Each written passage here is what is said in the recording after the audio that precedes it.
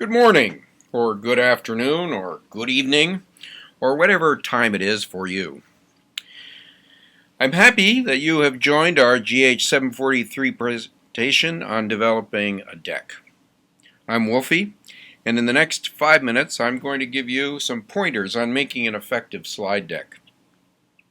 Much of what I'm going to cover I learned from a former BUSPH MBA MPH alum, Kabul Mehta, who's been working for PricewaterhouseCoopers for the past 7 years. When I broached the idea of substituting a deck in GH 743 for a traditional consulting report for our client organizations, Kabul got really excited. He told me that he'd been making decks since he started at PwC and that he would love to show me what he'd learned. So with deference to Kabul, here's a primer on developing a slide deck. So the first question is, why decks? Public health is behind business and other industries in finding effective ways to communicate key messages to their audience. In business consulting, decks have replaced reports. Executives want access to key information without having to slog through a 50-page consulting report. One solution to this problem is to provide major concepts and supporting details in a deck.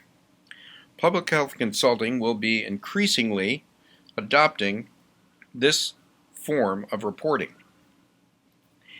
So making a deck is a skill that you will surely use in your future work if you're engaged in public health consulting. A deck must tell a story. The story is what links each slide in the deck together. In constructing your deck, you're moving away from large, multiple-page reports to a short, concise deck that can be digested in a short amount of time. The purpose of a deck can vary from status updates to executive reports to comprehensive analysis. No matter the purpose, you need to think about the story you want to leave behind for your audience. Here are 3 key assumptions to keep in mind as you construct your deck. First, your reader only cares about their problems, not yours. Second, you have only 30 seconds of your reader's attention. And third, you will not be around to tell your story. So let's examine assumption 1. Early on in your deck, you need to demonstrate to your client that you understand their problem. This might mean providing a concise description of the problem you're solving, along with the scope of work you're addressing. Assumption 2. Make your case early. You never know how much time the reader or listener is going to have. Get to the most important part of your presentation early. You might only have 30 seconds of your reader's attention. This makes the executive summary slide your best friend.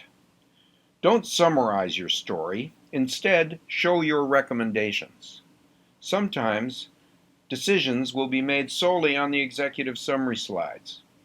Use this space to pull out the important one graph or number that will assist your client with decision making.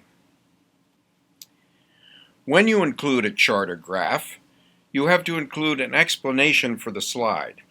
And don't forget to include references on your slide. Leave your animations at the door.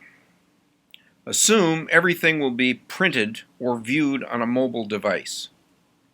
What this means is that your deck will be one of many items in your client's inbox.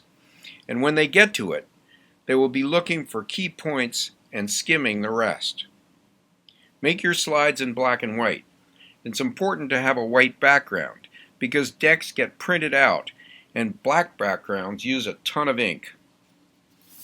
For tables, it's a good idea to use a sans serif font. Assumption 3.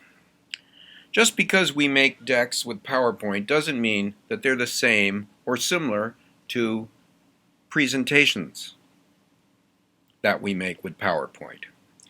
In fact, to make a good deck, we have to discard most of what we know about making a good presentation with PowerPoint. In a deck, we pack information on our slides. In a presentation, we keep it really simple. In presentations, we have rules like no more than 6 lines and no more than 6 words on a line. Forget about the rules for making good presentations when you're making a deck. And realize that you will not be around to create the segues or fill the gaps in your deck. Your deck has to be able to stand on its own. It should guide your audience through a presentation of all the detail they need to understand your work. It's a good idea to create titles for each slide in the deck that link together and tell the story. Imagine holding the deck and flipping the tops of the pages through your fingers. The passing titles should tell a story about what you're presenting to your audience. Remember, building a deck is an iterative process. Try to write concisely and naturally. Avoid jargon and buzzwords. Use charts and graphs strategically to add value to your story. Keep revising. And Google Docs is a great tool for this. You can put your deck up on Google Docs and keep coming back to revise it over a period of time. Use taglines, subtitles, and callouts. And sometimes it's helpful to print out the slides and put them on the wall to review the content all at once. Check your work. Unfortunately, if you have a typo or a mislabeled value in a chart or table, you will lose your credibility.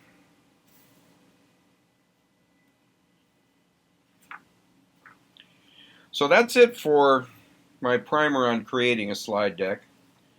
Enjoy the process, and remember, perfect is the enemy of good. I'll leave you with Cobble's favorite quote from Lorem Michaels on Saturday Night Live. We don't go on because we're ready. We go on because it's 11:30 p.m.